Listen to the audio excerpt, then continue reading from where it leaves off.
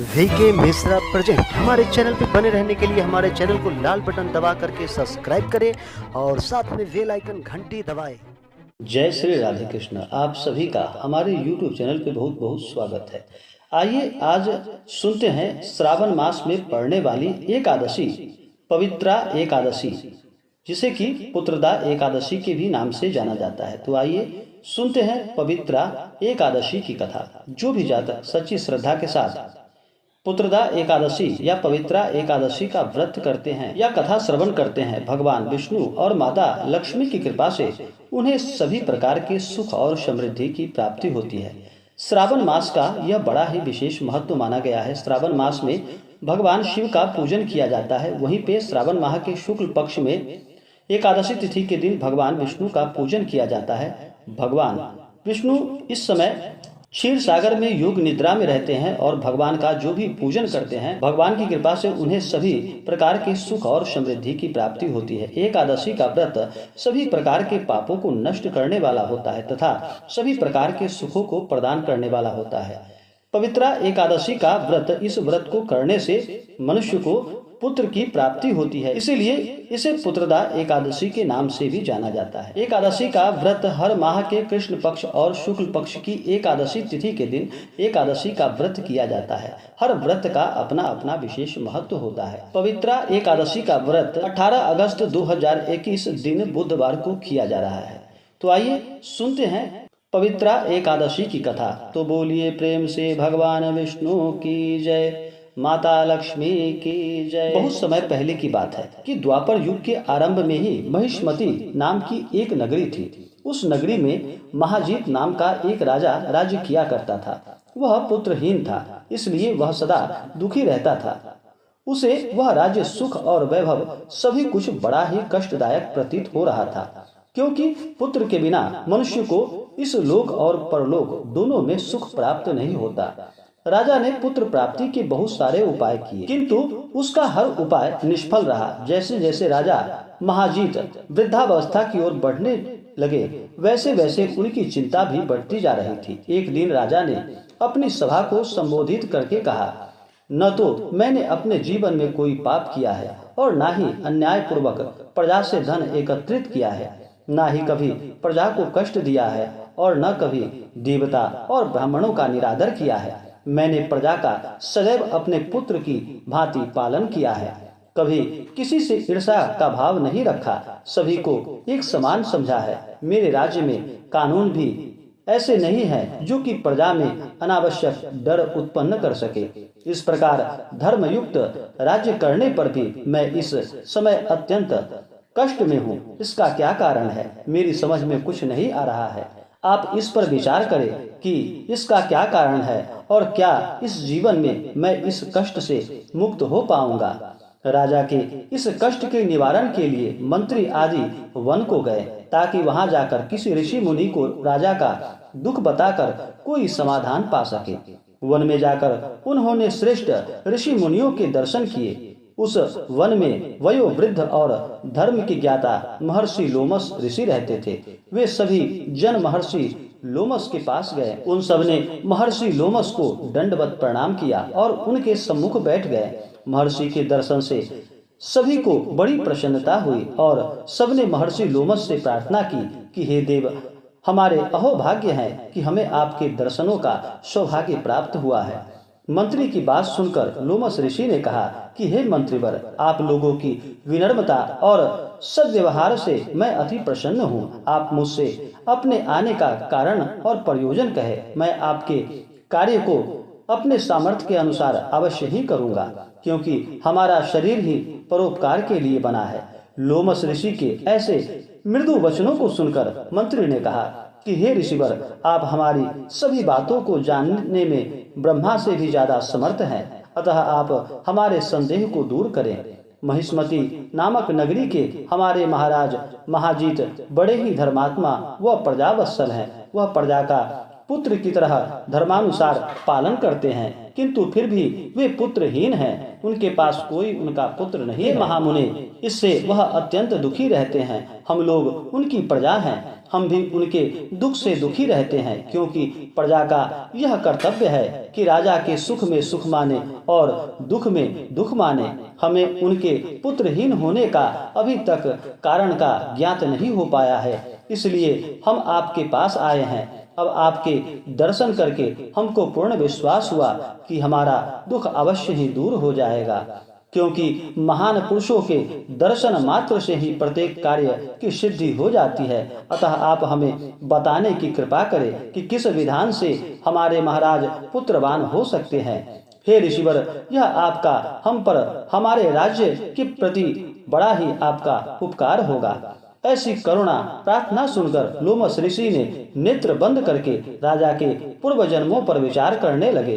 कुछ पलों के बाद उन्होंने विचार करके कहा कि हे भद्रजनों, यह राजा पिछले जन्म में अत्यंत उदंड था तथा बुरे कर्म किया करता था। उस जन्म में यह एक गांव से दूसरे गांव में घुमा करता था।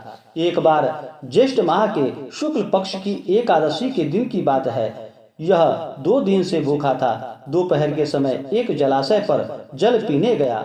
उस स्थान पर उस समय ब्याई हुई एक गाय जल पी रही थी। राजा ने उसको प्यासे ही भगा दिया और स्वयं जल पीने लगा।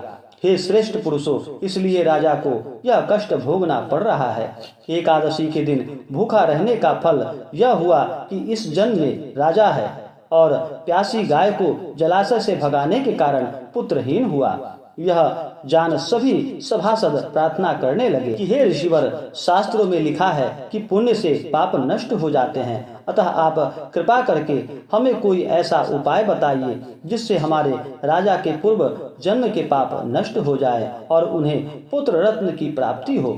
सभासदों की प्रार्थना सुनकर लोमश मुनि ने कहा कि हे श्रेष्ठ पुरुषों, यदि तुम सब श्रावण माह के शुक्ल पक्ष की पुत्रदा एकादशी का व्रत करो, जिसे पवित्रा एकादशी के नाम से भी जाना जाता है, इससे मनुष्य सभी प्रकार से पवित्र हो जाता है। इसका व्रत करो और जागरण करो और उस व्रत का फल राजा के निमित्त कर दो, तो तुम्हारे राजा के यहाँ पुत्र अवश्य ही उत्पन्न होगा। राजा के सभी कष्टों का नाश हो जाएगा। इस उपाय को जानकर मंत्री सहित सभी ने महर्षि को कोटि कोटि धन्यवाद दिया तथा उनका आशीर्वाद लेकर अपने राज्य में लौट आए। तदुपरांत उन्होंने लोमस ऋषि की आज्ञा के अनुसार पुत्रदा एकादशी का विधान पूर्वक व्रत किया, उपवास किया और द्वादशी को उसका फल राजा को दे दिया। उस राजा के इस पुण्य के प्रभाव से रानी ने गर्भ धारण कर लिया और 9 माह के पश्चात एक अत्यंत तेजस्वी पुत्र को जन्म दिया। इस प्रकार भगवान विष्णु के एकादशी व्रत करने के फल से उस राजा के सभी कष्ट और दुख दूर हो गए। तो बोलिए प्रेम से भगवान विष्णु की जय, माता लक्ष्मी की जय। एकादशी का जो भी जातक व्रत करते हैं उन्हें चाहिए कि 10वीं की रात्रि से ही इस व्रत के नियम और निष्ठा का पालन करना चाहिए। 10वीं की रात्रि में शुद्ध और सात्विक भोजन ग्रहण करना चाहिए। ब्रह्मचर्य का पालन करते हुए रात्रि में भगवान नाम का स्मरण करते हुए अगले दिन जा करके सुबह ब्रह्म मुहूर्त में उठ करके नित्य क्रियाओं से निवृत्त होकर के गंगा नदी में या घर के जल में ही थोड़ा सा गंगा जल मिला करके स्नान करना चाहिए। शुद्ध वस्त्र धारण करके मन में संकल्प लेना चाहिए कि हे भगवान विष्णु, हे माता लक्ष्मी, आज मैं आपके पवित्रा पुत्रदा एकादशी का व्रत करने जा रहा हूँ या करने जा रही हूँ। इस प्रकार से भगवान से प्रार्थना करनी चाहिए। मन में संकल्प लेना चाहिए कि यह व्रत मेरा सफलता पूर्वक पूर्ण हो। हे प्रभु, हमें आशीर्वाद प्रदान करे। इस प्रकार से भगवान से प्रार्थना करें। आपके मन में जो भी इच्छा हो, जो भी कामना हो, वह भगवान से कहें और दिन भर व्रत उपवास रहते हुए भगवान का 2 समय पूजन करें। पंचोपचार या षोडशोपचार पूजन विधि के द्वारा भगवान का पूजन करें। रात्रि में भजन कीर्तन करते हुए, जागरण करते हुए रात्रि में समय व्यतीत करें और अगले दिन जा करके सुबह द्वादशी के दिन सुबह उठ करके स्नान करके शुद्ध वस्त्र धारण करके भगवान का एक समय पूजन कर ले। भगवान का आरती करके ब्राह्मणों को भोजन कराए, ब्राह्मणों को दान और दक्षिणा दे। उसके बाद समय के अनुसार व्रत का पारण करे। इससे अत्यंत पुण्य फलों की प्राप्ति होती है और भगवान की कृपा से सभी प्रकार के सुख समृद्धि की प्राप्ति होती है और सभी पाप और ताप नष्ट हो जाते हैं। जब मनुष्य के सभी पाप और ताप नष्ट होते हैं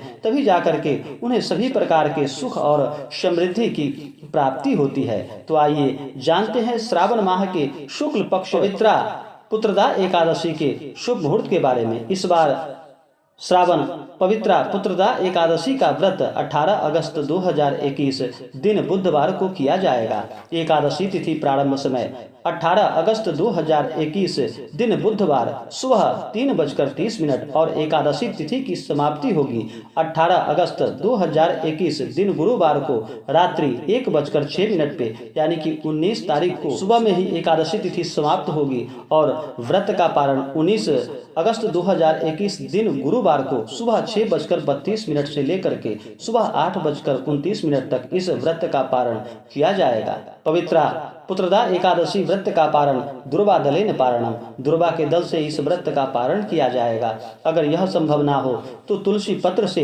व्रत का पारण कर सकते हैं, गोदुग्ध से भी व्रत का पारण कर सकते हैं। भगवान की कृपा से सभी प्रकार के सुख और समृद्धि की प्राप्ति होती है। अपने पूजन में किए गए अपराधों के लिए भगवान से अंत में क्षमा याचना करनी चाहिए कि हे प्रभु, हे भगवान विष्णु, हे माता लक्ष्मी, अगर हमसे कोई भी पूजन में व्रत में हमसे कोई भूल चूक हुई हो इसके लिए हमें क्षमा करे। इस प्रकार से भगवान से प्रार्थना करनी चाहिए।